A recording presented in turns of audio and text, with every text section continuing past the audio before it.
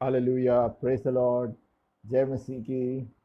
मैं समझता हूँ कि सभी लोगों ने अच्छी तरह से विश्राम लिया है और eagle vision school of profits international की ओर से और शिकायना ग्लोरी मिनिस्ट्रीज की ओर से सभी भाई बहनों का स्वागत है इस भविष्य सूचक पाठशाला में, जहाँ पर हम प्रभु यीशु में भविष्यवाणी में और आगे बढ़ेंगे, दूसरे पद पर चल रहे हैं, है ना।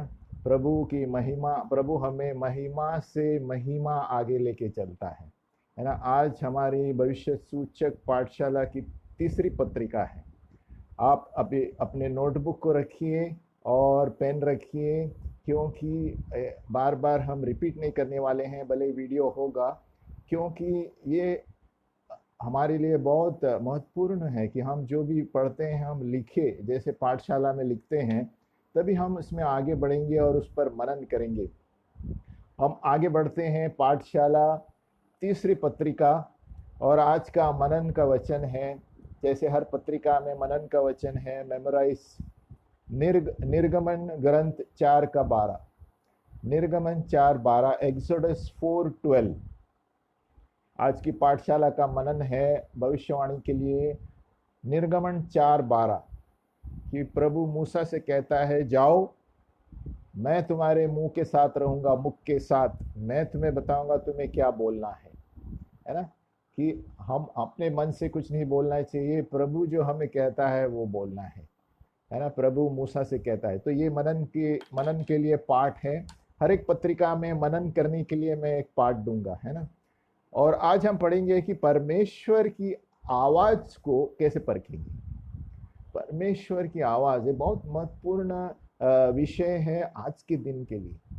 कितनी सारी आवाजें हैं बाहर, है ना। कोई ये बोलता है, कोई वो बोलता है। परमेश्वर क्या बोलता है वो सुनना बहुत जरूरी है। लेकिन इसके लिए आपको परमेश्वर के सामने बैठना जरूरी है, यीशु के सामने बैठना जरूरी है। जब तक हम स्थिर नहीं बैठते प्रभु के सामने, हम स्वर्गीय चीजों के बारे में कुछ पता नहीं चलेगा। हमें पता नहीं चलेगा कि इस आकाश के ऊपर क्या है। हम आगे बढ़ते हैं, परमेश्वर की आवाज को कैसे परखना। बहुत सारे साधन हैं इस दुनिया में जो आत्मिक रूप से बातें करते हैं। बहुत सारी आत्माएं हैं, दुष्ट आत्माएं, मनुष्य की आत्मा है, और बहुत सारी आत्माएं कार्य कर रही हैं। जब से शैतान कार्य कर रहा है इस धरती पर, जब तक उसका अंत नहीं आएगा, सबसे ज्यादा शैतान कार्य कर रहा है, अलग अलग आत्माओं के द्वारा आता है ना। वो टीवी के जरिए आ सकता है, ऑडियो के जरिए आ सकता है, किसी दोस्त के जरिए आ सकता है, अगर जो वो प्रभु में नहीं है तो हमें परखेंगे, हम सीखेंगे कैसे परखेंगे परमेश्वर की आवाज को।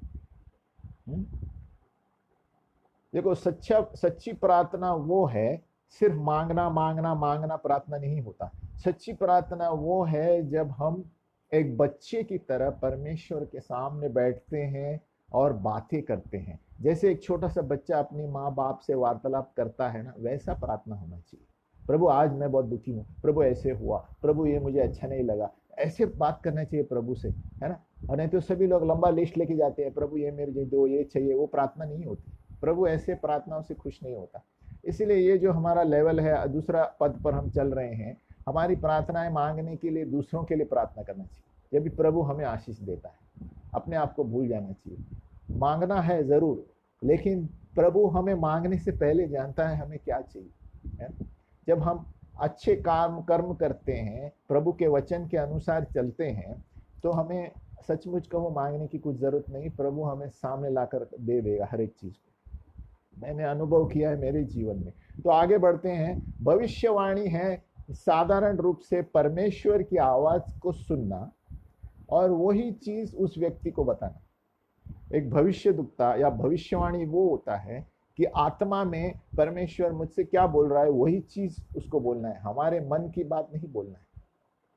तो हमें कैसे परखे कि वो आत्मा से हम बोल रहे हैं, हम पढ़ेंगे। तो परमेश्वर की इच्छा है कि सभी लोग भविष्यवाणी करें, जैसे मैंने गए बार बताया था, है ना। कि प्रभु यीशु ने स्वयं कहा, यूहन्ना का 10:27, यूहन्ना 10:27 में प्रभु यीशु मसीह ने कहा मेरी भेड़ें मेरा शब्द सुनती है और मैं उन्हें जानता हूं और वे मेरे पीछे पीछे चलती हैं। अभी प्रभु यीशु की भेड़ें कौन है? जो उसकी आवाज, जो रोज सामने 1 घंटा बैठते हैं, वो प्रभु यीशु मसीह के भेड़े हैं। प्रभु यीशु मसीह के चेले कौन है? जो पहले सवेरे उठकर प्रभु को 1 घंटा देते हैं, बाद में बाकी का काम करते हैं, बाद में दफ्तर का काम करते हैं और बाद में सारे मार्केटिंग का काम करते हैं। सच्चा भक्त वो है जो प्रभु को पहला स्थान देता है, बाकी चीजें खुद ब खुद घर में आ जाती है। और यही जो भेद है जो बहुत से लोगों को पता नहीं है ना। बाकी सारे हाई फाई काम करते हैं, लेकिन प्रभु को कितना वक्त दिया बोलेंगे तो 5 मिनट, 2 मिनट, 3 मिनट। और प्रभु कहता है क्या मैं बनिया हूं कि मेरे वक्त है जब भी तू मेरे पास आएगा मांगने के लिए, मैं भी तुम्हें कुछ नहीं दूंगा। तो इस वक्त हम प्रार्थना देखेंगे, आगे क्या लिखा है कि मेरी भेड़ें मेरी आवाज सुनते हैं, है ना, शब्द सुनते हैं और मैं उन्हें जानता हूं, है ना, और वे मेरे पीछे पीछे चलती हैं। तो पौलुस ने 1 कोरिन्थियों 14:31 में क्या कहा है? क्योंकि तुम सब एक एक करके भविष्यवाणी कर सकते हो ताकि सब सीखे और सब शांति पाए।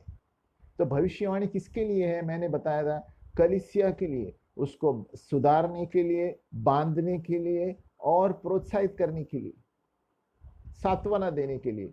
तो भविष्यवाणी हम किस लिए करते हैं? ताकि सभी लोगों में शांति आए, सभी लोगों में, है ना, शांति से जीवन बिताए, उसके लिए हम भविष्यवाणी करते हैं। हालेलुया। आगे बढ़ते हैं कि पौलुस कहता है सभी लोग एक एक करके भविष्यवाणी कर सकते हैं, लेकिन हम क्यों नहीं करते? क्योंकि हम प्रभु के सामने नहीं बैठते। हम क्यों नहीं करते? क्योंकि ये लेकर नहीं बैठते। जब आप वचन लेकर बैठेंगे, सभी लोग भविष्यवाणी कर पाएंगे। और बहुत से लोगों का ये गलत भेद है कि भविष्यवाणी से भविष्यद्वक्ता कर सकता है। नहीं, 1 कोरिन्थियों 14 या 4:14 में लिखा है कि सभी, मैं खास करके चाहता हूं कि सभी लोग भविष्यवाणी करें, है ना। 1 कोरिन्थियों 14:1-3, है ना, पौलुस कहता है मैं चाहता हूं कि सभी भाषाओं में सबसे ज्यादा सभी लोग भविष्यवाणी करें। क्यों? क्योंकि भविष्यवाणी बांधने के लिए, सुधारने के लिए और सांत्वना देने के लिए होता है। कोई है ना, एकदम डराने के लिए नहीं होता है। पहले लोग सोचते थे भविष्यवाणी, अरे ठा ठा ठा ठा ठा, तुम्हें श्राप होगा, ये नहीं करेंगे तो ये होगा। ऐसे भविष्यवाणी नहीं होती। भविष्यवाणी उसके लिए दी जाती है, सुधारने के लिए, सांत्वना देने के लिए और लोगों को ऊपर आने के लिए, जैसे मैंने गए बार बताया था, है ना। तो यीशु कहता है कि मेरी भेड़ें मेरे शब्द सुनकर उन्हें मेरे पीछे आते हैं।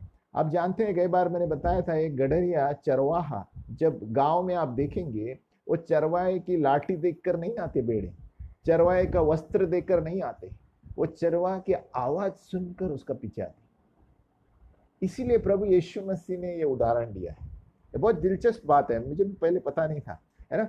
जब गांव में आप देखो कभी जाके, चरवाहे अपने पोशाक या अपने वस्त्र से आकर्षित नहीं करते हैं लोगों को।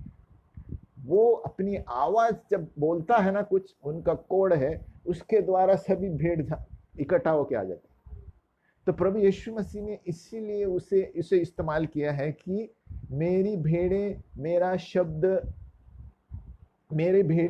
मेरे शब्द सुनते हैं और वो जानते हैं और मेरा पीछा करते हैं, है ना। तो प्रभु यीशु ने ये स्वयं कहा है और पौलुस कहता है कि मैं चाहता हूं क्योंकि तू सभी लोग एक एक करके भविष्यवाणी करें, है ना। अभी मूसा से हम आएंगे। मूसा गिनती का 11:29 क्या कहते हैं? मूसा ने उनसे कहा, क्या तू मेरे कारण जलता है? भला होता कि यहोवा की सारी प्रजा के लोग भविष्यवाणी करते और यहोवा अपना आत्मा उन सबों में समवा देता।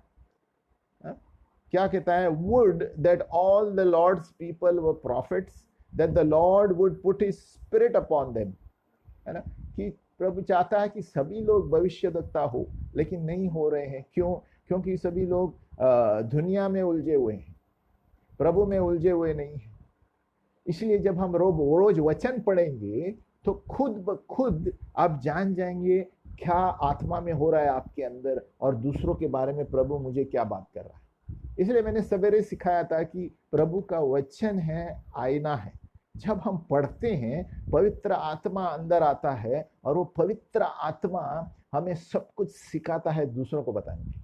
अभी अभी बड़प्पन के लिए नहीं बोल रहा हूं, लेकिन अगर जो मैं समझो किसी के सामने, मेरे सामने खड़ा है कोई व्यक्ति, तो मैं तुरंत जानता हूं इसका चरित्र क्या है। अभी ये बोलेंगे आप कैसे जानते हैं? वचन के द्वारा। जितना आप डेली वचन पढ़ेंगे, आप सामने वाले का चरित्र जानेंगे। आप बोलेंगे कैसे? जब हम ये पढ़ते हैं, ये पवित्र आत्मा है। जब पवित्र आत्मा हमारे अंदर जाता है तो परमेश्वर आत्मा है, आत्मा आत्मा को परखता है, मनुष्य आत्मा है, तो आत्मा आत्मा को परखेगा बराबर वो सामने वाला कैसा व्यक्ति है। अगर जो दुनियादारी में व्यक्ति है, तुरंत प्रभु आपको बताएगा ये दुनियादारी में है, झोल झाल वाला व्यक्ति है। तो ये कैसे प्रभु क्यों बताता है? ताकि उनके लिए हम प्रार्थना करें और उनको बताएं कि परमेश्वर आपको पहले प्रार्थना करने के लिए बोलता है ना। क्योंकि पहले मेरे राज्य को खोजो और ये सारी चीजें तुम्हारे पीछे आएगी। दुनिया में लोग पहले सब कुछ खोजते हैं और बाद में प्रभु के पीछे आते हैं। ऐसा नहीं चलता है ना। बहुत से लोग समझते हैं पहले मैं प्रार्थना में आकर देखूंगा वहां क्या हो रहा है, फिर मैं सोचूंगा बेदर मैं आऊंगा। ऐसा नहीं चलता। प्रभु के राज्य में जब आओगे पहले, उसके बाद प्रभु आपको बुद्धि देगा। लोगों को क्या लगता है, पहले मैं जाके देखूंगा, अगर जो मुझे मेरे विवेक, इंटेलेक्ट है ना, मेरा कहता है कि ये सही है तो मैं करूंगा, तो आप गिर जाएंगे। प्रभु का वचन कहता है पहले मेरे पास आओ। जब मेरे पास आओगे, मेरे वचन का आज्ञाकारी रहोगे, तो तुम्हें मैं समझ लूंगा आगे क्या करना है। तो भेद, सीक्रेट ये है कि प्रभु को पहले खोजो, वो आपको बुद्धि देगा, है ना। पहले बाहर बुद्धि इस्तेमाल करके बाद में प्रभु को नहीं खोजना है। अपना मैंने पढ़ लिखा, एमबीबीएस किया है बोल के ये समझते हुए आप अंदर आएंगे तो फंस जाएंगे। क्योंकि प्रभु कहता है तुम तो, है ना, ये जरी दुनिया की चीजें मेरे सामने कचरा है। उसका मतलब ये नहीं हमें पढ़ना नहीं है, लेकिन जो भी चीजें हम पहले प्रभु को अर्पण करते हैं, वो चीज को प्रभु ऊपर लेकर आता है। क्योंकि उसी को आत्मा के द्वारा प्रभु आपको एमबीबीएस में आगे लेकर जाएगा, आपकी नौकरी में आगे लेकर जाएगा, आपके पोजीशन में आगे लेके जाएगा, क्योंकि आप परमेश्वर का पहले आदर करते हैं। आगे बढ़ते हैं। अभी मूसा क्या कहता है कि मैं चाहता कि सभी लोग भविष्यवाणी हो। अभी लूका 10:21 देखो, लूका का 10:21। उसी घड़ी वह पवित्र आत्मा में होकर आनंद से भर गया और कहा, हे पिता, स्वर्ग और पृथ्वी के प्रभु, मैं तेरा धन्यवाद करता हूं कि तूने इन बातों को ज्ञानियों और समझदारियों से छुपा रखा है ना। देखो, और बालकों पर प्रकट किया है। यानी प्रभु क्या कहना चाहता है, जब हम नम्र बनेंगे और एक बच्चे की तरह बनेंगे, तब सारे आत्मा की चीजें आप देख पाएंगे। जब अपने आप को शाणे समझते हैं, उस वक्त प्रभु कुछ नहीं बताएगा। प्रभु पहले आपको जीरो बनाएगा, फिर हीरो बनाएगा। पहले जीरो फिर हीरो बनोगे।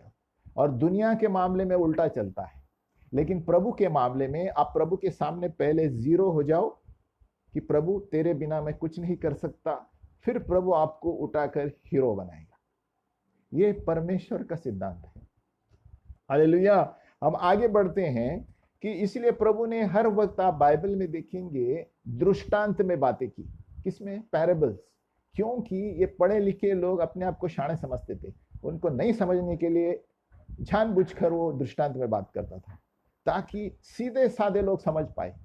क्योंकि सीधे साधे लोग नम्र होते हैं और वो तुरंत ही प्रभु का वचन पकड़ते हैं, है ना। जैसे अभी हम कभी गांव में जाते हैं, तो अभी इधर जो शहर में माथा फोड़ना पड़ता है किसी को समझाने के लिए, लेकिन गांव में अनपढ़ व्यक्ति जब प्रभु का वचन हम बताएंगे, वो एक वचन पकड़ के रखता है और वो चंगाई पाता है। शहर में नहीं होता है, क्योंकि वो अपने आप को शाना समझते हैं। क्योंकि कभी कभी हमारी पढ़ाई लिखाई हमारे वचन से ऊपर जाती है। प्रभु कहता है पहला मेरा वचन है, बाद में तुम्हारी पढ़ाई लिखाई। मैंने तुम्हें बनाया है, पहले मेरा आदर करो, बाद में मैं तुम्हारा आदर करूंगा। तो आगे चलते हैं। तो मेरा कहने का मतलब है कि परमेश्वर के भविष्यद्वक्ताओं को नम्र होना है।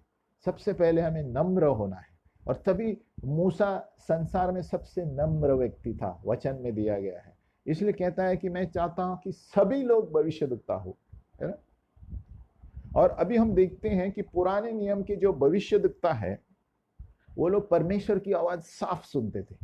पुराने नियम के जो आप पढ़ेंगे, और और उसके वजह से हमें जलन होती थी, अरे इससे प्रभु कितना बात करता है, मुझसे क्यों नहीं, है ना? लेकिन अभी हम नए नियम में हमें ज्यादा फायदा है। फायदा यानी नए नियम में पवित्र आत्मा हमारे अंदर है। पुराने नियम में पवित्र आत्मा उस वक्त आता था, परमेश्वर बात करता था, अंदर नहीं था। नए नियम में प्रभु यीशु को जिस किसी ने स्वीकार किया है उसी को आत्मा से भर देता है, पवित्र आत्मा का अभिषेक देता है। इसीलिए जब पवित्र आत्मा मेरे अंदर है, जैसे मैंने कहा, सामने कोई व्यक्ति खड़ा रहेगा तो हमें, अगर जो हम प्रभु का वचन रोज पढ़ते हैं, उस व्यक्ति का चरित्र ऊपर से नीचे आप जान जाएंगे क्या है। उस महिला होगा या मानव, है ना, कोई भी होगा, पुरुष स्त्री, लेकिन उस व्यक्ति को पता नहीं चलेगा आप कौन है। यही फर्क है एक आत्मिक जीवन में और संसार के जीवन में।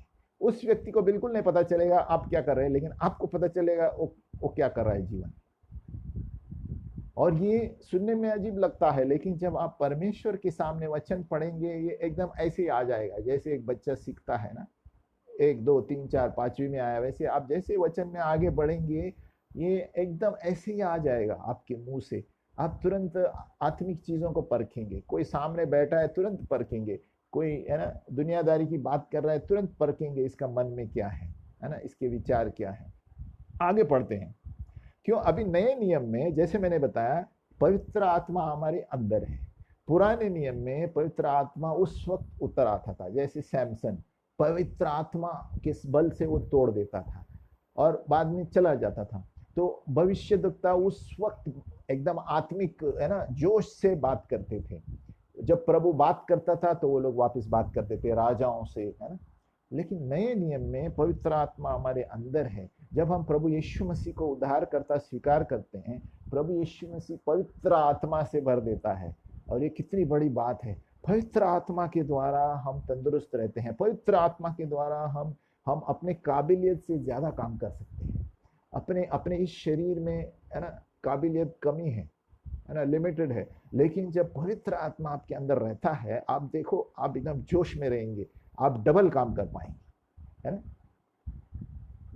इसलिए आप कभी कभी देखते हो, जिम जाने वाला व्यक्ति है, जिम जाने वाला बहुत बड़ी बॉडी दिखती होगी, लेकिन एक कड़का आदमी प्रभु में जो है उससे डबल काम करेगा।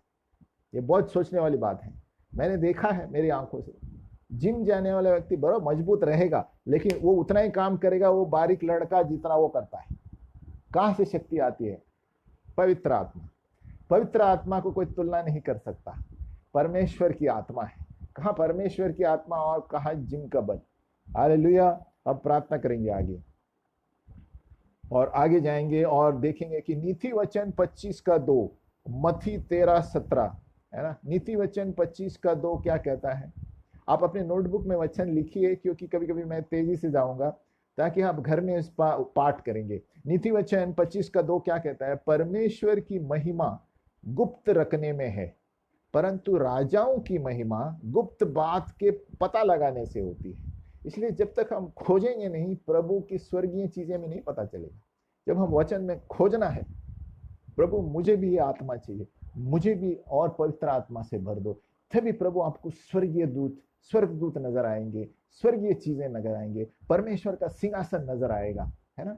सभी लोग क्यों नहीं पाते? क्योंकि उनको भूख नहीं है। जब आपके पास भूख है परमेश्वर के लिए, खुद ब खुद प्रभु, आप जब अपनी आंखें बंद करेंगे, स्वर्गीय चीजें आप देखेंगे। कौन घूम रहा है, कौन सा दुष्ट आत्मा घूम रहा है, आप देखेंगे। आप किसी झाड़ के ऊपर भी दुष्ट आत्मा देख पाएंगे, है ना। ये सब सीखने वाली बातें हैं जब हम वचन पढ़ते हैं। कितनी सारी आत्माएं इस दुनिया में घूम रही हैं, आप बरोबर जानेंगे जब अब इसमें आप आगे बढ़ेंगे ना। भविष्यता की पाठशाला में आप ऐसे ऐसे चीजें हम देख सकते हैं जो कभी किसी ने देखा नहीं होगा, ना किसी पता भी है। ऐसी ऐसी दुष्ट आत्माएं हैं इस संसार में, आप सोच भी नहीं सकते, है ना। इसीलिए इसके लिए वचन पढ़ना बहुत जरूरी है। उसका नींव यही है। इसके द्वारा ही हम एक एक आत्मा को परख सकते हैं। हमारे सामने कितना भी अच्छी तरह कोई बात करेगा, हम परख सकते हैं झूठ बोल रहा है। आगे बढ़ते हैं।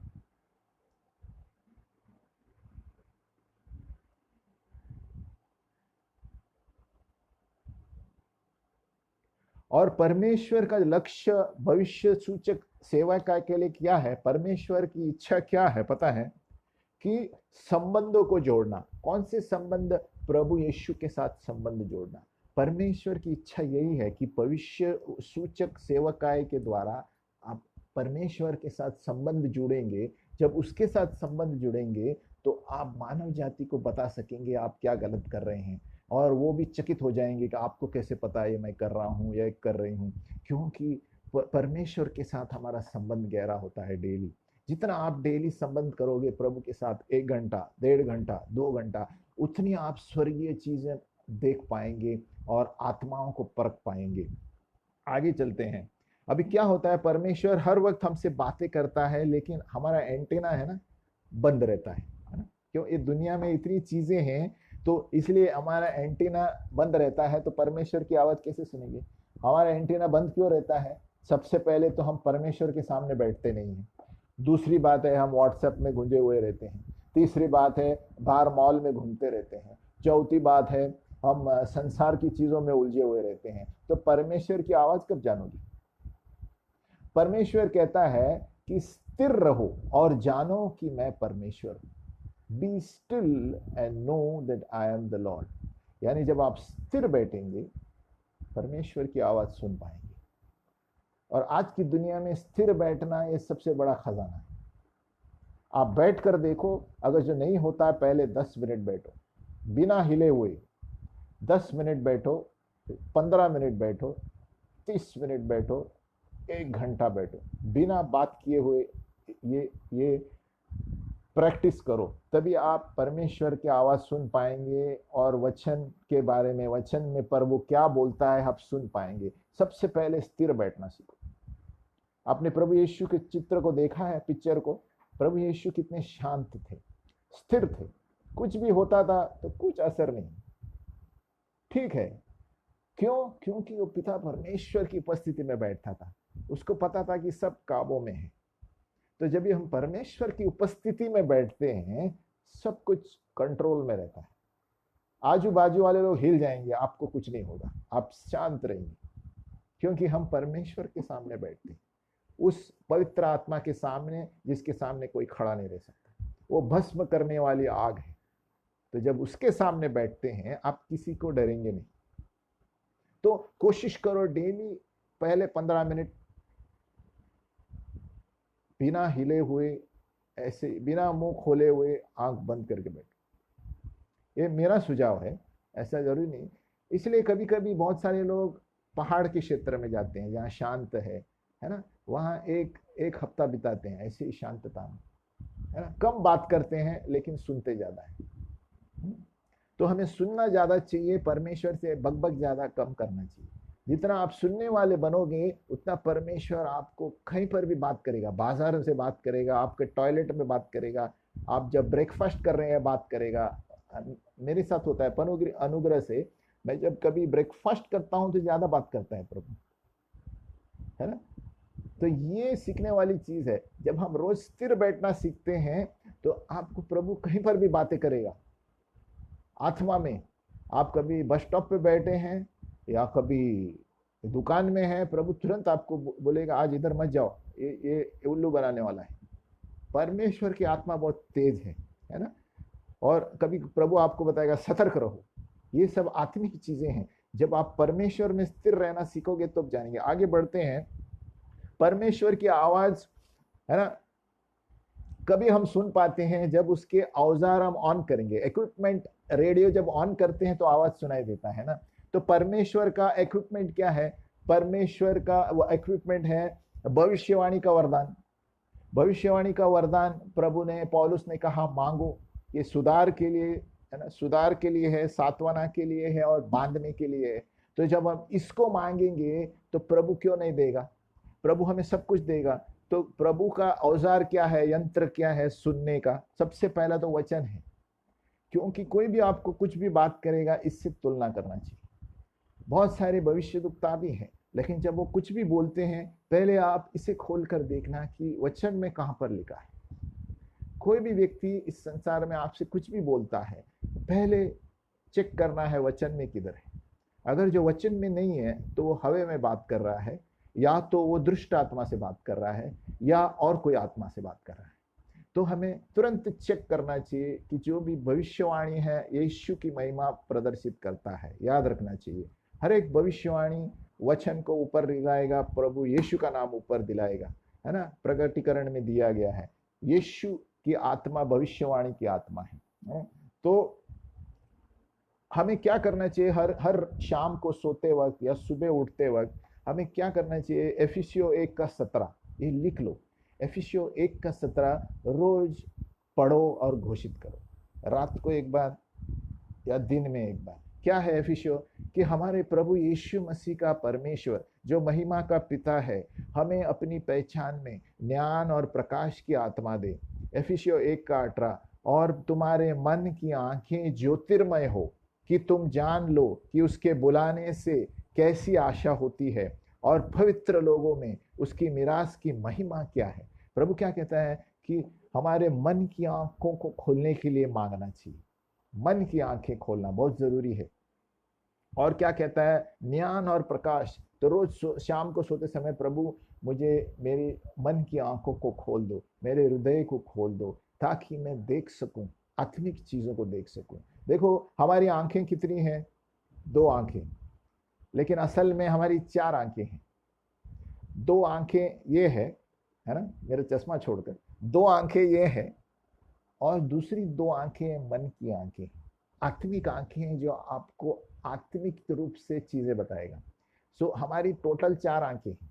2 आंखें शारीरिक है और 2 आंखें आत्मिक है। तो प्रभु यहाँ क्या कर रहा है? कहता है प्रभु मेरी आत्मिक आंखों को खोल, ताकि मैं देख सकूं इस संसार में क्या हो रहा है, उसके लिए प्रार्थना करूं और उनको बताऊं कि आप गलत कर रहे हैं। तो भविष्यद्वक्ता का काम ये है कि आप क्या गलत कर रहे हैं, और ताकि उनको सुधारे और कहे कि उनके अंदर जो अच्छाई प्रभु ने रखी है उसको बाहर निकाले। वो अच्छाई दबा के रखते हैं और संसार की बुराई को फैलाते हैं। तो भविष्यद्वक्ता क्या करता है? उस अंदर की अच्छाई को निकालने के लिए प्रभु ने भविष्यद्वक्ताओं को रखा है ना। उन्हें डांटने के लिए नहीं, लेकिन उनको सुधारने के लिए, ताकि वो लोग परमेश्वर की राह में चलना सीखे कि प्रभु ने तुम्हें बनाया क्यों है। आगे बढ़ते हैं। देखो 2 राजा 6 में, 2 राजा 6:10, एलिशा जो था ये भविष्यद्वक्ता था, और वो एक राजा अपने रूम में क्या बात करता है वो सुन पाता था। देखो परमेश्वर के साथ बैठोगे ये भी कर सकते। एलिशा, आप 2 राजा 6 घर में पढ़ो 10 से 17, वो राजा आराम है ना, वो जो गुप्त में बात करता था वो यहाँ पे उसे पता चलता था। तो परमेश्वर के साथ बैठने से ये सब कर सकते। कौन क्या आपके साथ चाल खेल रहा है आप जान सकते हैं। ये कौन बताएगा? ये कोई जादू टोना वाला नहीं, ये परमेश्वर की आत्मा बताता है। तो एलिशा क्या करता है? एलिशा के सामने एक वक्त एक बड़ी सेना आती है उसको मारने के लिए। वही राजा की सेना भेजता है वो मारने के लिए, एक व्यक्ति के लिए। देखो, क्योंकि जब एक भविष्यद्वक्ता बात करता है तो सारे लोग भी हिल जाते हैं, क्योंकि परमेश्वर की उपस्थिति उसके साथ है। तो राजा आराम डर जाता है और उसको सेना भेजता है उसको मारने के लिए। सोचो, लेकिन एलिशा बिल्कुल डरता नहीं है, क्योंकि उसको पता है कि उस सेना के पीछे परमेश्वर के दूत हैं। क्योंकि वो सभी लोग देख नहीं पाते, एलिशा देख पाता। तो हमें वो देखना है, तो रोज प्रभु के सामने वचन पढ़ना है। हम देख पाएंगे कि आत्मिक रूप से हमारे ऊपर कौन खड़े हैं। अगर जो कोई हमारे सामने खड़ा है तो हमें देख पाएंगे कि उसके पीछे कौन खड़ा है। हम देख पाएंगे कि स्वर्गदूत कितने खड़े हैं हमारे आगे पीछे।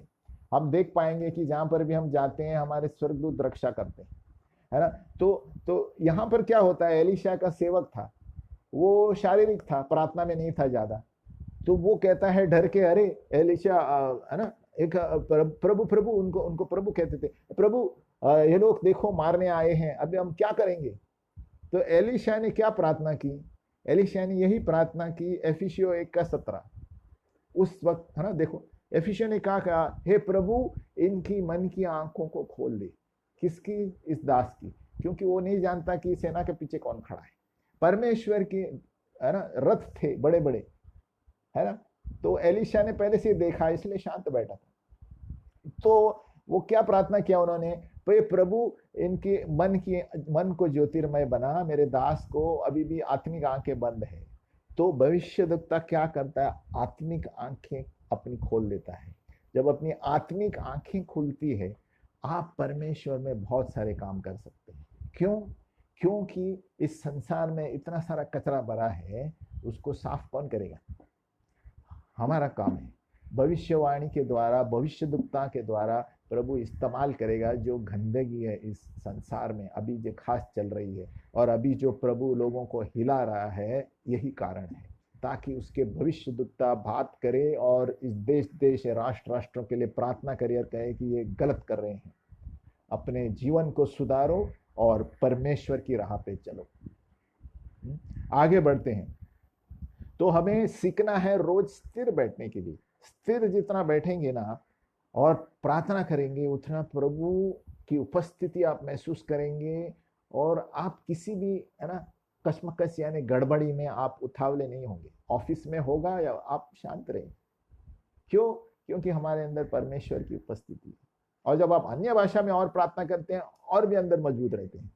प्रभु आपको बातें करेगा, है ना, क्योंकि परमेश्वर की उपस्थिति में इतनी सारी चीजें होती हैं। हम अन्य भाषा के लिए आगे आएंगे, उसका विषय है कि प्रभु की आत्मा कंप्यूटर से भी तेज है, ये जानना जरूरी है।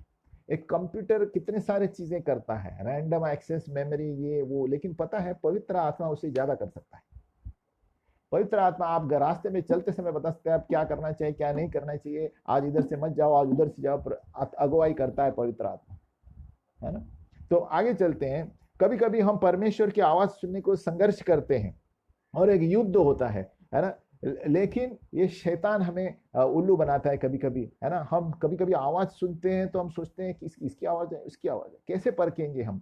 इसीलिए रोज जब शांत स्थिर बैठेंगे तो हम जान पाएंगे कि आवाज दुष्ट की है या परमेश्वर की है, और हम जान पाएंगे कि ये आवाज कहाँ से आ रही है, अगर वचन के अनुसार आवाज है या शब्द कौन से हैं, है ना। इसलिए वचन पढ़ना बहुत जरूरी है। हम वचन जो है हमारा नींव है। हर एक क्षेत्र में वचन हमें बचाएगा, क्योंकि वचन एक पवित्र आत्मा का चिन्ह है, और वचन ही है जो हमें क्या आत्मा से अगुवाई करता है कि किसने सही बोला या झूठ बोला, है ना। क्योंकि इस संसार में बहुत सारे भविष्यद्वक्ता है घूम रहे हैं, तो बहुत सारे चमत्कार हो रहे हैं शैतान के हाथ से भी। हमें परखना चाहिए कौन सी आवाज कहां से बात कर रही है। अब आगे चलते हैं। एक भविष्यद्वक्ता का इनाम क्या कहते हैं, मत्ती 10:41। मत्ती 10:41 कहता है, जो भविष्यद्वक्ता को भविष्यद्वक्ता जानकर ग्रहण करे वह भविष्यद्वक्ता का इनाम पाएगा, और जो धर्मी जानकर धर्मी को ग्रहण करे वह धर्मी का इनाम पाएगा। यानी आप अगर जो एक भविष्यद्वक्ता को आदर करते हैं, आप उसका इनाम पाएंगे। अगर जो एक भविष्यद्वक्ता आपको परिवार के लिए, आपके लिए कुछ बोलता है, आप उसका इनाम पाएंगे। हम उसका उदाहरण लेंगे। अभी भविष्यद्वक्ता का इनाम क्या है? जो भविष्यवाणी वो हमारे लिए करता है, जो हमारे लिए देता है, वो एक इनाम है हमारे लिए। अभी समझो मैं आपके ऊपर भविष्यवाणी की, तो मेरे द्वारा जो शब्द गए वचन के अनुसार, वो आपके लिए इनाम है। आप उस पर गौर करना चाहिए कि मेरे परिवार के लिए प्रभु क्या बोल रहा है ना। हम उसके दास होना चाहिए कि ये जो प्रभु ने कहा मुझे करना चाहिए, तो ये एक इनाम है ना। और यही इनाम जो भविष्यद्वक्ता को भी प्रभु देता है। लेकिन जो उस भविष्यद्वक्ता को अपने घर में स्वीकार करता है, आदर करता है, वो उसका इनाम भी पाएगा। इसलिए मत्ती 10:41 कहता है, जो भविष्यद्वक्ता को भविष्यद्वक्ता जानकर ग्रहण करेगा वह उसका इनाम पाएगा। जो एक धर्मी व्यक्ति को अंदर लेकर आएगा और धर्मी का आदर करेगा, वो धर्मी का इनाम पाएगा। परमेश्वर इनाम देता है ना।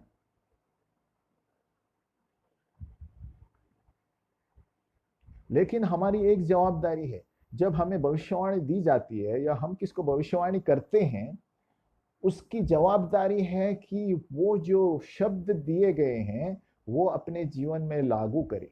हम उसको वो शब्द को लेकर शोकेस में नहीं रख सकते। हाँ अच्छा, बहुत अच्छा शब्द था, बहुत अच्छा बात किया मेरे परिवार के लिए, लेकिन आपने उसके बारे में क्या किया? अगर जो आपके परिवार को बोला होगा आप ये गलत कर रहे हैं, आपने उसको सुधारा, तभी आप इनाम पाएंगे।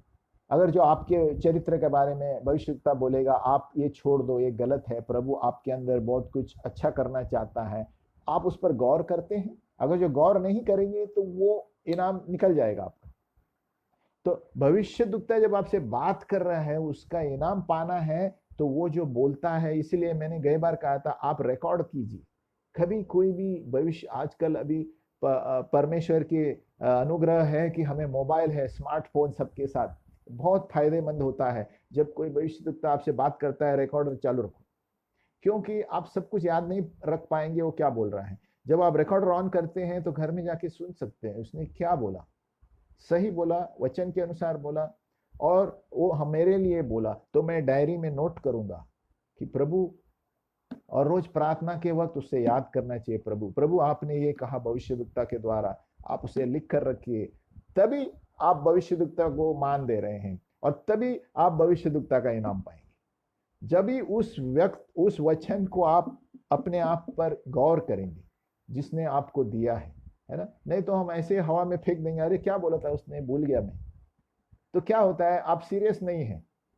जब एक भविष्यवक्ता परमेश्वर का दास है, आपको कुछ बोल रहा है, आप नोट करना चाहिए, रिकॉर्ड करना चाहिए मोबाइल में, और बार बार उसे रोज प्रार्थना के वक्त, प्रभु आपने ये कहा था मेरे लिए कि मुझे घर मिलने वाला है, प्रभु मैं आपको ये वचन दोहराता हूँ, आप याद दिलाना चाहिए प्रभु।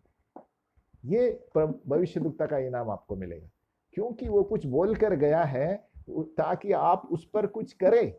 आप उसको सिर्फ शोकेस में रखने के लिए नहीं दिया है। तो इसके लिए कोई आपसे बात करता है, उसको रिकॉर्ड करिए और नोटबुक में लिखे कि क्या है प्रभु मेरे लिए क्या है। उस वक्त समझ में नहीं आएगा, प्रार्थना में रोज लिखे उसे, प्रभु इसने ब्रदर ने ये कहा, मुझे इसका मतलब चाहिए, प्रभु मुझे ये कहा, आपको याद दिलाता हूं प्रभु। तुरंत प्रभु आपको कहीं ना कहीं याद दिलाएगा कि आपको ये करना है, आगे ये करना है। आगे चलते हैं। अभी एलाइजा, हम इस इनाम के बारे में देखते हैं। एलाइजा तो बड़ा भविष्यवक्ता था, उसको ये देखो बहुत बड़ा उदाहरण है। एलाइजा परमेश्वर का दास था, और उस वक्त अकाल पड़ा था, है ना। 1 राजा 17, आप घर में पढ़िए, बहुत आहिस्ते से पढ़िए, बहुत इंटरेस्टिंग वचन है ये। एलाइजा जो भविष्यवक्ता था, और उस वक्त धरती पर अकाल था, फैमिन, और उस वक्त परमेश्वर एलाइजा से बोलता है कि चलकर 1 राजा 17:9 सिदोन के सारपत नगर में जा, वहीं रह, सुन मैंने वहां की एक विधवा को तेरे खिलाने की आज्ञा दी है। अभी परमेश्वर एलाइजा से बोल रहा है कि तुझे खाना वहां पर मिलेगा। किसके बारे में? उसके बारे में, कि तू वहां पर जा, मैं तुझे खाना दूंगा।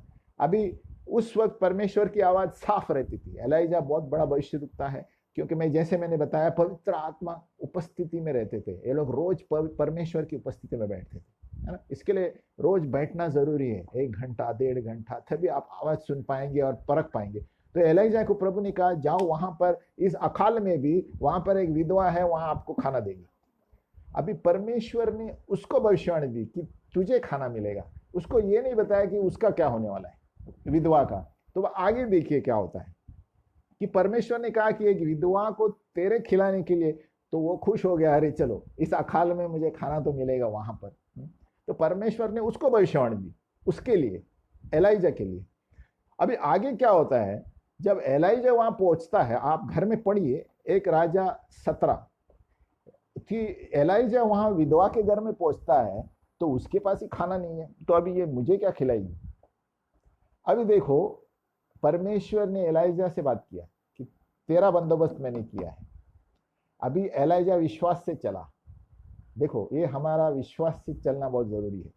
तो अभी वहां जब देखता है तो विधवा के पास ही रोटी नहीं है, विधवा क्या और कुछ बोलती है उसे, उसके बेटे के लिए और इसके लिए इतना सा पड़ा है ना। वो विधवा बोलती है और बाद में मर जाएंगे हम लोग।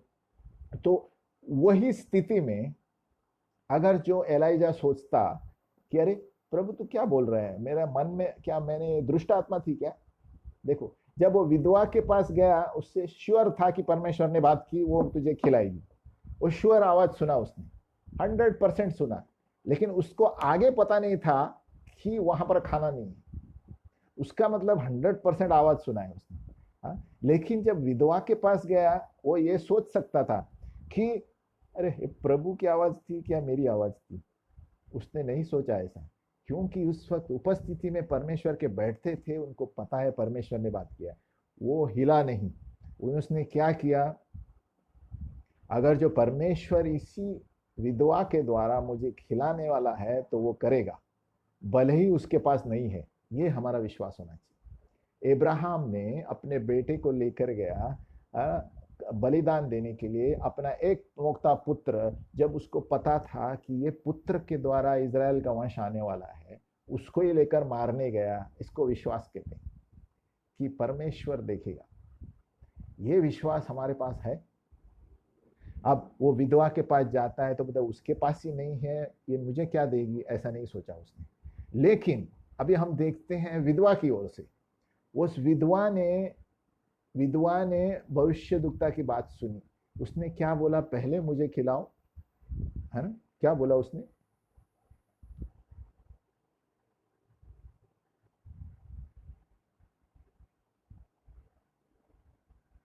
तो इसलिए पहले क्या था कि अगर जो परमेश्वर उसको खिलाना चाहता था तो पहले परमेश्वर उस विधवा का घर भरना चाहिए। तो हम आप घर में पढ़िए उसे, बाद में हम देखते हैं प्रार्थना वक्त जब भी उसने कहा कि पहले मुझे दो तो आपका घर भर जाएगा, तो उसके पहले विधवा का घर भर गया, बाद में उसने उसे दिया। तो विधवा ने भी क्या किया, विधवा हमारी जगह पे थी कि एक भविष्यद्वक्ता को उसके नाम के अनुसार स्वीकार किया और उसका घर भर गया, और वो घर उसका भविष्यद्वक्ता का इनाम पाया उसने। अब घर में पढ़िए इसको, एक राजा 17 का 8। मुझे अभी समय नहीं है पूरा बताने के लिए, लेकिन हम देखते हैं कि एलाइजा ने आवाज सुनी, विश्वास से आगे बढ़ा। उसको पता नहीं था वहां खाना नहीं है, लेकिन परमेश्वर की आवाज पे चला। तो अभी विधवा का विश्वास देखो, विधवा ने देखा कि अरे भविष्यद्वक्ता बोलता है तो मैं करूंगी। उसने किया, पहले उसको खाना दिया तो उसका खाना डबल हो गया, उसका कमी नहीं हुई। तो दोनों चीज में हम देखते हैं, जब हम एक भविष्यद्वक्ता को उसके अनुसार घर में स्वीकार करेंगे, उसका वचन स्वीकार करेंगे, उसका इनाम आपके परिवार पर आएगा, और परमेश्वर उस भविष्यद्वक्ता को भी देगा और आपको भी देगा। आगे चलते हैं, है ना। एक उसमें अच्छी बात यह थी, पहले उसने परमेश्वर से आवाज सुनी और उन्होंने भविष्यवाणी की विश्वास से उस विधवा पर। देखो दो चीजें यहां पर, पहले उस प्रभु ने सिर्फ उसके बारे में बताया कि तुम्हें खाना वहां पर मिलेगा, प्रभु ने उसको नहीं बताया कि उसे उधर खाना ही नहीं है। तो हमारे जीवन में भी ऐसा होगा, कभी कभी प्रभु बहुत सारी चीजें हमें बताएगा, लेकिन हम आगे देखते हैं अरे ये तो कुछ है ही नहीं, ये भविष्यद्वक्ता ने ऐसे बोला, ऐसे कैसे हो सकता है। विश्वास रखो, हो जाएगा। जब प्रभु कुछ बोलता है हो जाएगा। अभी कभी किसी ने आके आपको बोला आपका एक बड़ा बंगला मिलने वाला है, तो आप उसको लिख के रखिए, तो आप बोलेंगे अरे एक पैसा नहीं है मेरे पास, कहाँ से फ्लैट आएगा। लेकिन आप प्रभु में अटल रहेंगे ना, तो आप वो भविष्यद्वक्ता का वचन लिख कर रखेंगे ना, आपको मिलेगा और आपको उसका इनाम मिलेगा, है ना। ये है विश्वास। इब्राहिम ने विश्वास से उसने बेटे को कत्ल किया, जबकि सामने कुछ नहीं है, उसके हाथ में कुछ नहीं है। वो प्रभु ने बोला कि उसी बेटे के द्वारा आपका वंश बढ़ेगा, प्रभु बोलता है उसी को मारो। तो कभी कभी सोच पड़ता है कि हमारा विश्वास हिल जाएगा। तो कभी भी परमेश्वर के वचन पर अटल रहो। आजू बाजू वाला क्या बोलता है उस पर विश्वास मत करो। आज के दिनों में खास करके प्रभु के वचन पर चलो, आपको कोई गति नहीं होगी, है ना। आजू बाजू के विश्वास बोलने पर मत जाओ। तो जिस तरह एलाइजा ने प्रभु के वचन को माना, विधवा के घर गया, विधवा ने भविष्यद्वक्ता के वचन को माना, उसका घर में आशीष आ गया। भविष्यद्वक्ता को भी आशीष मिली, उसको भी आशीष मिली। तो भविष्यद्वक्ता का इनाम उस विधवा को मिला, है ना। तो एक भविष्यद्वक्ता को जब हम उसको भविष्यद्वक्ता करके स्वीकार करते हैं, उसका इनाम हम पाते हैं, है ना? आगे बढ़ते हैं।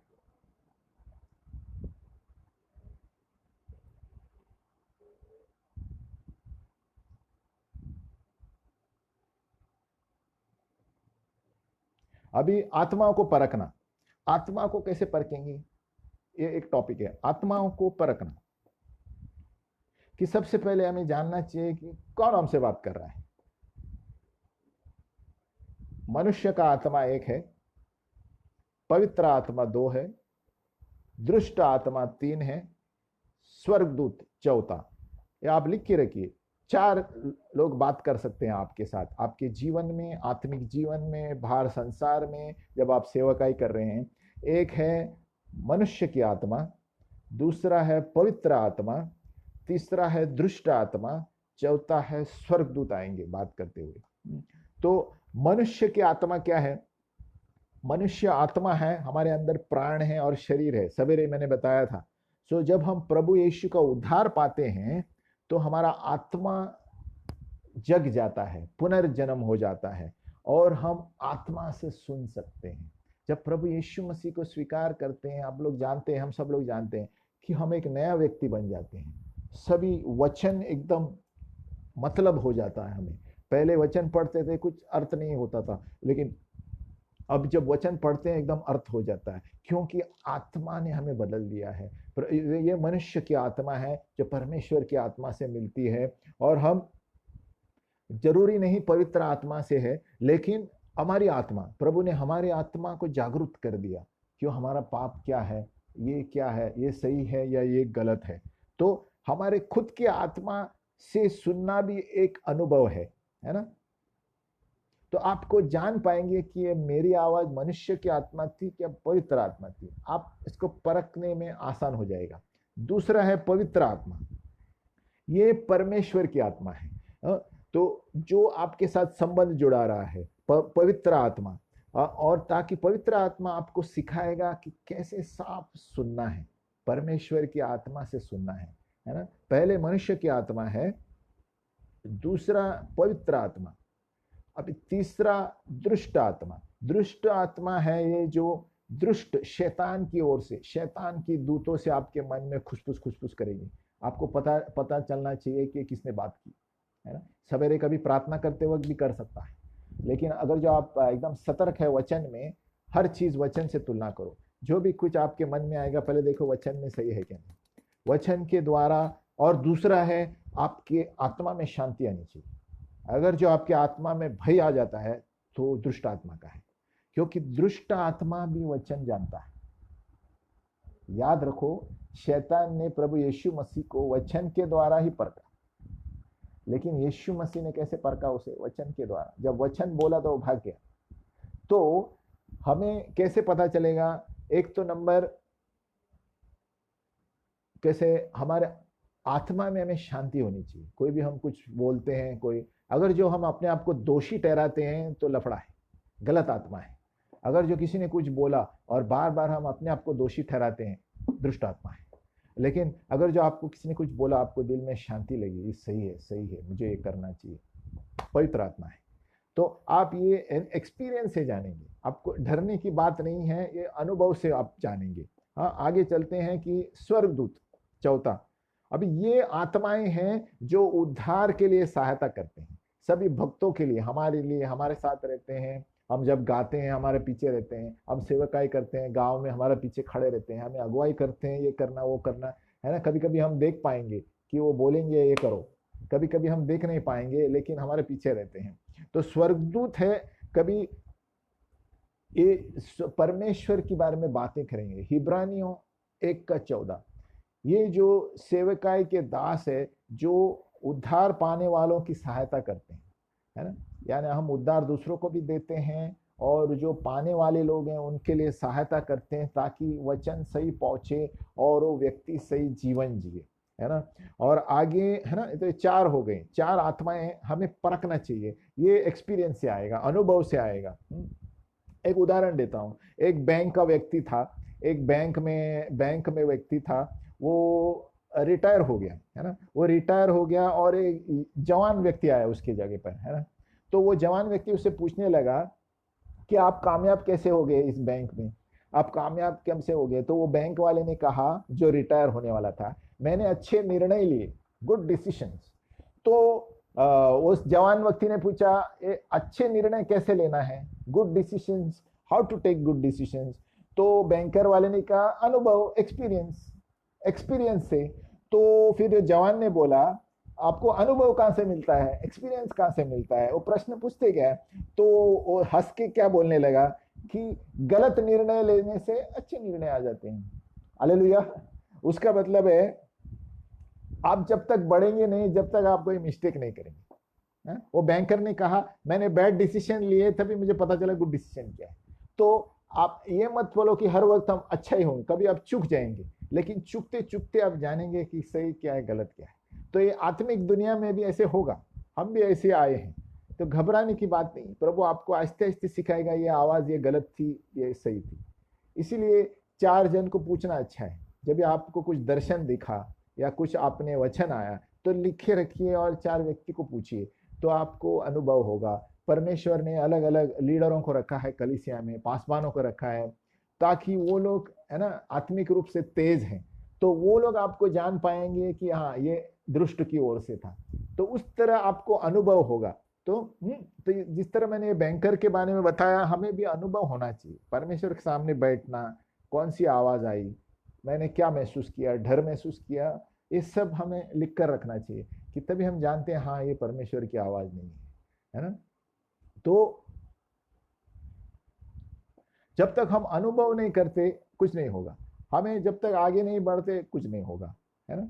अभी मेरे साथ भी ऐसे ही हुआ था। शुरू शुरू में मुझे प्रभु किसी के बारे में बताता था कि देखो प्रभु तुम्हें आशीष देने वाला है, आप ऐसे ऐसे करो। तो मैं पहले बोलने में हिचकिचाता था, अरे वो क्या सोचेगा अगर जब मैं ऐसे बोला। तो लेकिन प्रभु ने कहा बोलो, क्या बोलेगा, ज़्यादा से ज़्यादा नहीं सुनेगा। तो मैंने शुरू किया। सबसे पहले मैंने बहुत साल हुआ मैंने शुरू किया कि प्रभु आपको आशीष देने वाला है ना, आपका हृदय बहुत साफ है, प्रभु आपको ये करने वाला। अरे वो आदमी बहुत खुश हो गया, बोले अरे सचमुच, आप मेरे लिए प्रार्थना करो, है ना। यीशु के लिए, यीशु के बारे में प्रार्थना किया। और पता है उस प्रार्थना सभा में वो व्यक्ति था, अभी मुझे पता नहीं वो प्रार्थना सभा में आने वाला है। और वो प्रार्थना सभा में उस व्यक्ति था, उसका नाम बुलाया गया, और वो नाम बुलाया गया तो मुझे कंफर्म हो गया कि अरे मैंने सही कहा इसे। हालेलुया। तो क्या होता है, ये कंफर्मेशन हो जाता है, अरे मेरा अनुभव सही था। तो उससे मैं प्रोत्साहित हो गया। तो जब भी मैं किसी को प्रभु बोलता है, मैं सीधा जाके बोलता हूँ, वो क्या वो सुने नहीं सुने, वो क्या सोचता है जाने दो, हम प्रभु जो बोलता है वो करेंगे। तो हमको क्या दंडा तो नहीं मारेंगे, ज्यादा से ज्यादा बोलेंगे ये अरे नहीं ऐसा नहीं है, ठीक है। अनुभव, जैसे मैंने कहा आप मिस्टेक भी करेंगे, लेकिन उससे हमें पता चलता है कि हमें कैसे आगे बढ़ना चाहिए नहीं बढ़ना चाहिए। इसलिए कभी डरो मत, जब आपको आत्मा में प्रभु कुछ बोलता है बोल दीजिए, तभी आप आगे बढ़ेंगे, नहीं तो हम आत्मिक रूप से आगे नहीं बढ़ेंगे। और परमेश्वर की भाषा है, परमेश्वर अलग अलग तरीकों से बात करता है, और सबसे ज्यादा बात करता है दर्शन और सपनों में, ये याद रखना। और एक चीज है जो लोग बोलते हैं इंट्यूशन, है ना, क्या बोलते हैं, आभास, आभास, इंट्यूशन।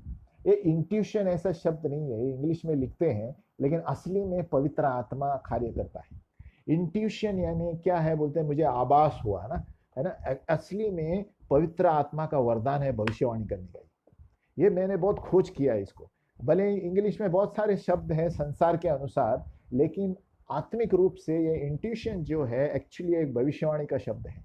ये भविष्यवाणी का वरदान है। जब हम इसे इस्तेमाल करेंगे ना, तो लोगों में, है ना, जागृति आ जाएगी, है ना। जैसे मैंने उस व्यक्ति को कहा आपको आशीष मिलेगी, और प्रार्थना सभा में उस व्यक्ति ने माइक पे कहा उसको, तो वो बहुत खुश हो गया और मुझसे आके बोलने लगा, अरे ब्रदर आपने ये मुझे बताया था। तो मैंने वह अच्छी बात है, बहुत अच्छा है, मैंने कंफर्म हो गया ना। तो क्या होता है, इससे हम आत्मिक रूप से बढ़ते हैं, है ना। तो परमेश्वर अलग अलग रीति से बात करेगा। कभी आपको सपने में एक व्यक्ति आएगा, कभी आपको दर्शन में आएगा, और प्रभु बोलेगा देखो ये व्यक्ति की ये परिस्थिति है, अभी आप नहीं जानते होंगे, लेकिन आप उसको पूछ सकते हैं जाके। हम इसके बारे में अगले अगले बार पढ़ेंगे, दर्शन और सपने। ये बहुत इंपॉर्टेंट है एक भविष्य दुखता या दर्शी के, है ना, जीवन में। तो इस अभी क्या हमें मुख्य सीखना है कि अनुभव, भविष्यवाणी का वरदान में अनुभव होना चाहिए। पौलुस का 1 कोरिन्थियों 14 पढ़े, और एक राजा, जो मैंने कहा एक राजा एलाइजा के बारे में बताया ना, एक राजा 17 घर में पढ़े। देखो कि कैसे वो भविष्य दुखता विश्वास से जाता है, कैसे वो जिसने स्वीकार किया उसका घर आशीषित हो जाता है। और दूसरा हमने 1 कोरिन्थियों 14 पौलुस कहता है कि मैं चाहता हूं कि आप सभी लोग भविष्यवाणी करें। यानी ये जो इंट्यूशन है एक्चुअली भविष्यवाणी है। ये लोग इसे इंट्यूशन कहते हैं, है ना, सेवन सेंस, ये सेंस, ऐसा कुछ नहीं है। परमेश्वर की आत्मा हमारे अंदर है, हाँ, एक्चुअली आत्मा हमसे बात कर रही है उसको बोलने के लिए, लेकिन हम डरते हैं बोलने के लिए। जब आप इसका अनुभव करेंगे, आप और ज्यादा लोगों को बता सकेंगे, और प्रभु आपको और बढ़ोतरी करेगा, प्रभु और दर्शन देगा और सपने देगा। और जब मैं चालू किया बोलने के लिए, पहले मैं डरता था, लेकिन प्रभु ने मुझे और लोग देना शुरू किया। और तो ऐसे ही अनुभव आता है। जब तक हम इस्तेमाल नहीं करेंगे, प्रभु आपके वरदानों को नहीं बढ़ाएगा। छोटा वरदान होगा आपका, आप उसे इस्तेमाल करो। ये आत्मा में मुझे ऐसे लगा, बोल दो। जब तक आप मुंह नहीं खोलेंगे कुछ नहीं होगा। अपना मुंह खोलो, भविष्यवाणी के लिए मुंह खोलो, डरो मत। ये मिस्टेक होगा, जैसे उस बैंकर ने बनाया ना। हम हाउ डू आई टेक, क्या बैंकर ने क्या बताया कि मैं अच्छा डिसीजन लिया। तो जवान ने पूछा अच्छा डिसीजन कैसे लेते हैं, तो बोलते हैं एक्सपीरियंस से। तो बोलते एक्सपीरियंस कैसे आता है, बैड डिसीजन से। तो मतलब सब चीजों में अनुभव जरूरी है ना। हम चूकेंगे तो भी हमें एक्सपीरियंस मिलेगा, तो हर दूसरी बार हम परखेंगे कि हाँ ये गलत था मेरा, ये सही था। तो अनुभव से ही सबसे पहले इसको पढ़ना है। और दूसरी बात है, हमें स्थिर बैठना सीखना है ना। स्थिर, आप 10 मिनट पहला सीखो। भाई बहुत सारे प्रश्न आएंगे, इग्नोर करो, ऐसे बैठो 10-15 मिनट, 20 मिनट, फिर 30 मिनट, बढ़ाते जाओ। और वो भी प्रार्थना ही है। 1 घंटा ऐसे बैठना भी प्रार्थना ही है, मनन है। परमेश्वर की आवाज सुनना शुरू होगी, है ना। आप मुंह बंद रखो, वो भी एक, है ना, अनुभव होगा। और उसके द्वारा आपके जो संसार की आवाजें बंद हो जाएगी। जब आप 10 मिनट 15 मिनट ऐसे स्थिर बैठना सीखोगे ना, बिना कुछ बोले, बिना कुछ सोचे, जो भी मन में विचार आएगा आने दो, उधर ही बैठो। 10 मिनट, 15 मिनट, 30 मिनट, 40 मिनट, बढ़ाते जाओ 1 घंटा। और वो एक प्रार्थना का जरिया बन जाएगा। आप उसके द्वारा ही प्रार्थना करेंगे, परमेश्वर की आवाज सुनेंगे। उसके द्वारा ही आप स्तुति करना शुरू करेंगे, परमेश्वर की आवाज सुनेंगे। उसके द्वारा ही सडनली वचन आएगा, आप वचन सामने खोलेंगे। तो ये एक अनुभव, एक जरिया है जहां पर हम प्रार्थना में आगे बढ़ेंगे, है ना। तो आज के लिए इतना ठीक है। हमें याद रखना है हमारे पाठ के लिए 1 राजा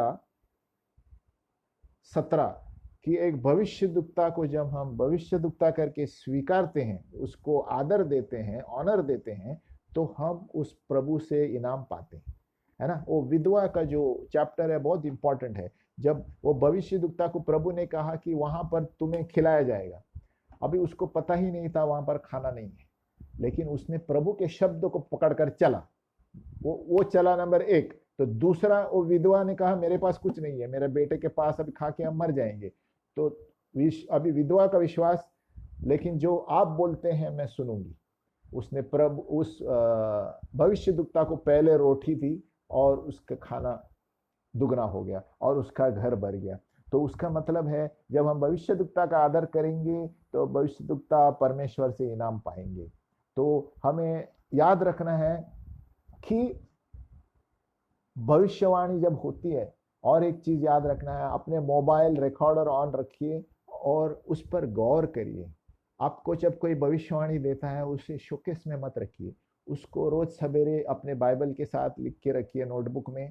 प्रभु ये आपने कहा था, ये कभी होगा, प्रभु ये आपने कहा था और मैंने शुरू किया है। अगर अलग अलग स्थिति हो सकती है, प्रभु ये आपने कहा है, मैंने शुरू किया है करने के लिए। तो आप खुश हो जाएंगे, अरे इसने भविष्यवाणी दी, मैंने चालू किया ये करने के लिए, है ना। तो ये जरूरी है हमें अनुभव से आगे बढ़ने के लिए, है ना। हम प्रार्थना करेंगे।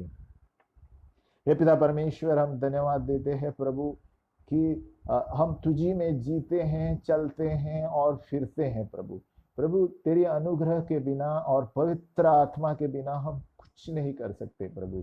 हे प्रभु, आज हमें उस पवित्र आत्मा का सारे वरदान दो, भविष्यवाणी का वरदान दो प्रभु, जिसके द्वारा प्रभु हम कलीसिया में और भाई बहनों में बांधेंगे, दूसरों को प्रोत्साहित करेंगे और सांत्वना देंगे प्रभु।